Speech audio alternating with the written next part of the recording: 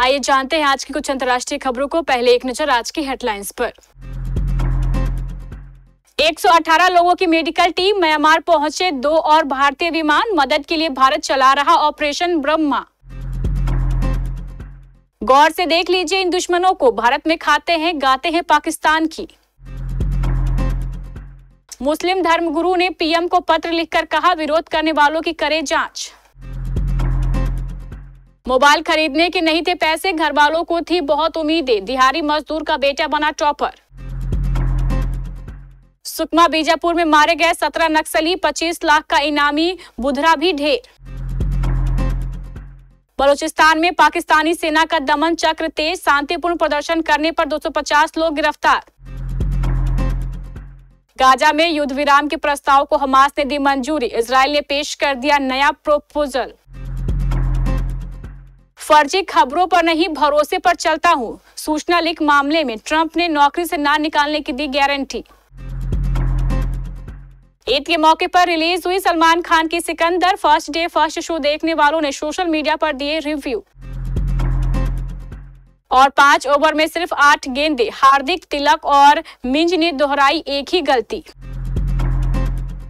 पहले से ही गृह युद्ध की मार झेल रहे म्यांमार में शुक्रवार को आए 7.7 की तीव्रता वाले भयावह भूकंप में मरने वालों की संख्या शनिवार को बढ़कर 1644 हो गई। प्राकृतिक आपदा के चलते जनजीवन बुरी तरीके से अस्त व्यस्त हो गया है। इस बीच म्यांमार में शनिवार को फिर भूकंप के झटके लगे। सबसे तेज झटका रिक्टर स्केल पर 5.2 की तीव्रता वाला रहा। उधर भारत ने पड़ोसी धर्म निभाते हुए म्यांमार में सबसे पहले बचाव दल भेजकर और मानवीय सहायता प्रदान करके राहत कार्यों में मदद पहुंचाई है।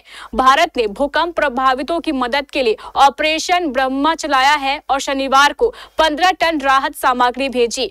भारतीय वायुसेना के विमान और नौसेना के जहाजों को भूकंप प्रभावित राष्ट्र की सहायता के लिए तैनात किया गया है। यही नहीं, प्रधानमंत्री नरेंद्र मोदी ने म्यांमार के सीनियर जनरल मिंग आंग हाइंग से बात की और कहा कि भारत संकट की इस घड़ी में म्यांमार के लोगों के साथ खड़ा है और हर संभव सहायता करेगा। घाटी यानी कश्मीर में पाकिस्तान परस्त और आतंकवादी बहुत फलते फूलते हैं। यहाँ बैठकर वह भारत के खिलाफ साजिश प्लान करते हैं और उसे अंजाम देने की पूरी कोशिश करते हैं। लेकिन यह नया भारत है, उनके हर प्लान को भारत नेस्ते नाबूद कर देगा। दुश्मनों का कच्चा चिट्ठा लगातार खुलता ही रहता है। जांच एजेंसियां लगातार उनकी तलाश में रहती है। आप भी कश्मीर के दुश्मनों के चेहरे गौर से देख लीजिए। ये वो हैं जो सीमा पार पाकिस्तान में मौजूद आईएसआई, लश्कर-ए-तैयबा और अन्य आतंकी संगठनों के साथ मिलकर जम्मू कश्मीर में आतंकी वारदातों को अंजाम देने की कोशिश में हैं। वक्फ संशोधन विधेयक को लेकर देश भर में तीव्र विरोध देखने को मिल रहा है। विभिन्न राजनीतिक और धार्मिक संगठन इसके विरोध में अपनी आवाज उठा रहे हैं। वहीं अलीगढ़ के प्रख्यात मुस्लिम धर्मगुरु इफ्तिराहिम हुसैन ने प्रधानमंत्री को पत्र भेजकर इस विधेयक का विरोध करने वालों की जांच की मांग की है। उनका कहना है कि जो लोग इस विधेयक का विरोध कर रहे हैं, उन्होंने अब तक वक्फ संपत्ति को भूमाफियाओं के कब्जे से मुक्त कराने और इस पर कड़ी कार्रवाई की मांग क्यों नहीं की है। इफ्राहिम हुसैन ने अपने पत्र में जोर देकर कहा है कि वक्फ संपत्तियों को लेकर अब तक जो भी कार्य हुआ है वह नाकाफी रहा है। उन्होंने सवाल उठाया है कि क्या वक्फ संपत्तियां भूमाफियाओं के कब्जे में नहीं है? क्या इन संपत्तियों का लाभ जरूरतमंद मुस्लिम समाज को मिल रहा है? यदि नहीं तो इसकी गंभीरता से जांच होनी चाहिए और दोषियों पर सख्त कार्रवाई की जानी चाहिए।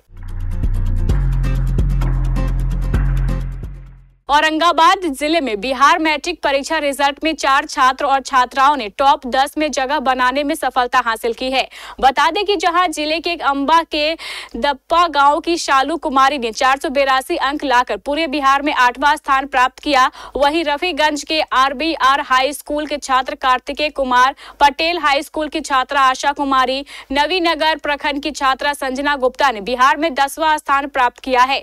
रफीगंज शहर के निवासी महेश महेंद्र शर्मा के पुत्र कार्तिकेय कुमार ने 480 अंक लाकर 10वां स्थान प्राप्त किया। बता दें कि छात्र के पिता महेंद्र शर्मा दिहाड़ी मजदूरी का काम करते हैं। उन्होंने बताया है कि घर परिवार सहित से चले इसके लिए वो दिल्ली में रहकर काम करते हैं और खर्च भेजते हैं।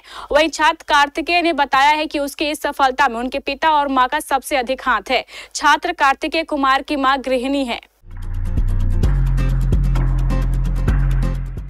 छत्तीसगढ़ के सुकमा और बीजापुर जिलों में शनिवार को सुरक्षा बलों ने 2 अलग अलग मुठभेड़ों में 17 नक्सलियों को मार गिराया, जिनमें 11 महिलाएं शामिल है। यह कार्रवाई केंद्र और राज्य सरकार की नक्सलवाद को 31 मार्च 2026 तक खत्म करने की रणनीति के तहत की गई।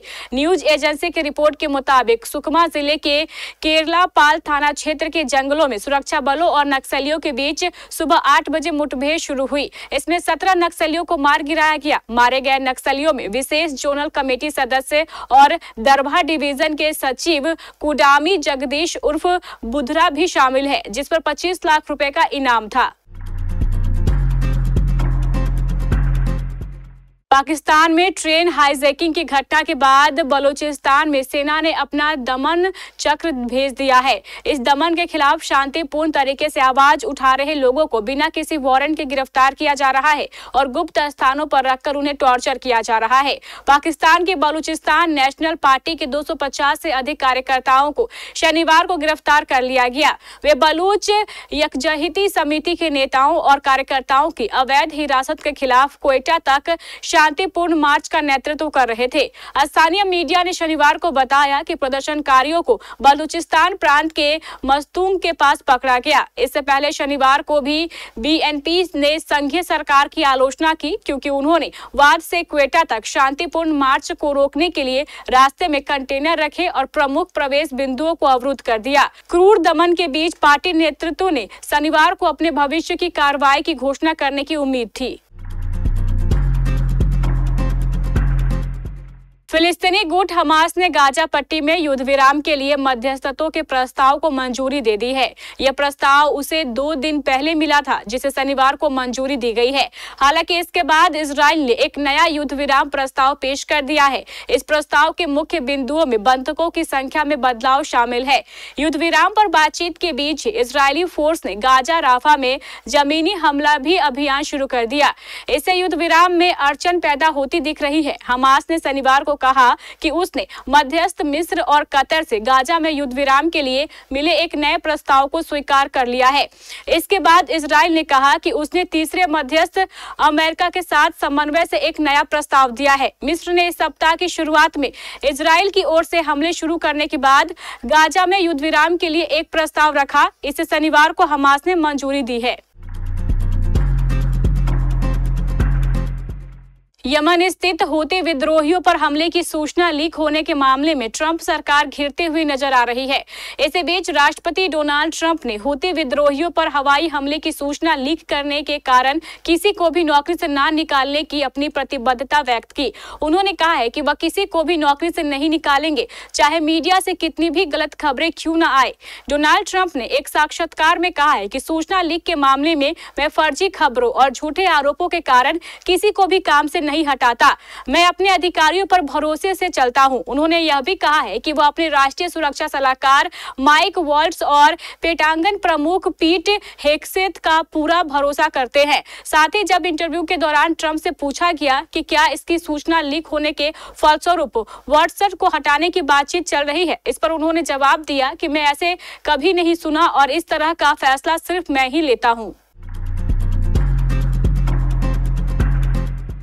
सुपरस्टार सलमान खान की ईद पर रिलीज हो रही एक्शन ड्रामा सिकंदर से फैंस को बेहद उम्मीदें हैं। फिल्म को गजनी फेम डायरेक्टर ने डायरेक्ट किया है, जबकि रश्मिका मंदाना, सरमन जोशी, काजल अग्रवाल और सत्यराज जैसे टॉप एक्टर्स अहम भूमिका में नजर आ रहे हैं। कहा जा रहा है कि बॉक्स ऑफिस पर पहले दिन सिकंदर लगभग 40 से 50 करोड़ रुपए की कमाई कर सकती है। हालांकि सलमान खान के फैंस ने सिकंदर का फर्स्ट डे फर्स्ट शो देखने में बिल्कुल भी देरी नहीं की है और सोशल मीडिया प्लेटफॉर्म एक्स पर रिव्यू देना शुरू कर दिया है। एक यूजर ने लिखा, किसी ने लिखा है कि फिल्म की कहानी में ना तो दिल है, ना फेफड़े और ना ही आंखें। मैं इससे बेहतर शब्दों में नहीं कह सकता। शायद हाल के दिनों में मैंने जो सबसे खराब फिल्म देखी है। मुझे वाकई इसकी उम्मीद नहीं थी। गुजरात टाइटंस के खिलाफ मैच में मुंबई इंडियंस के स्कोर 11 ओवर के बाद 2 विकेट पर 97 रन था। आखिर 9 ओवर में जीत के लिए 100 रन चाहिए थे। क्रीज पर सूर्यकुमार यादव 20 गेंद पर 37 रन बनाकर डटे थे। दूसरी तरफ तिलक वर्मा ने 33 गेंद पर 39 रन बनाए थे, जहां से मुंबई इंडियंस के बल्लेबाजों ने गलती कर दी, जिसकी वजह से टीम को अंत में हार का सामना करना पड़ा। मुंबई इंडियंस के बल्लेबाजों ने 12वें से 16वें ओवर के बीच सिर्फ 23 रन बनाए। इस दौरान टीम के 3 विकेट भी गिरे। 12वें ओवर की तीसरी गेंद पर तिलक वर्मा आउट हुए। इसके बाद क्रीज पर रॉबिन मिंज उतरे। वह स्ट्रगल करके 6 गेंद पर सिर्फ 3 ही रन बना सके। इसके बाद हार्दिक पांड्या आए। हार्दिक के बल्ले से रन ही नहीं निकल रहे थे। 16वें ओवर की आखिरी गेंद पर प्रसिद्ध कृष्णा ने सूर्यकुमार यादव को आउट कर दिया।